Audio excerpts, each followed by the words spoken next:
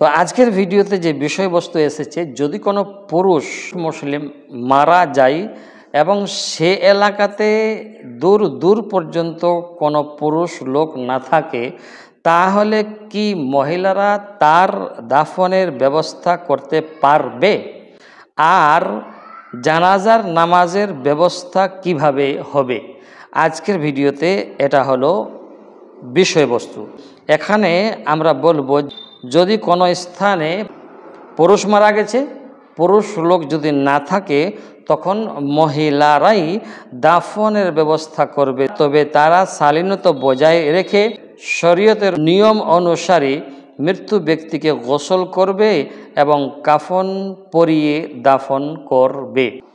এমনকি নবী করিম সাল্লাল্লাহু আলাইহি ওয়াসাল্লামের যুগে এবং সাহাবীদের সময়েও মহিলাদের কাফন দাফনের কাজ করতেন। যদি কোনো পুরুষ না থাকতো, তবে মহিলারা পুরুষকেও দাফন করতেন। তাহলে শিক্ষা হলো এখানে যে পুরুষ যেহেতু নাই কিংবা না থাকলে মহিলারা দাফন ও জানাজার নামাজের ব্যবস্থা করতে পারবেন।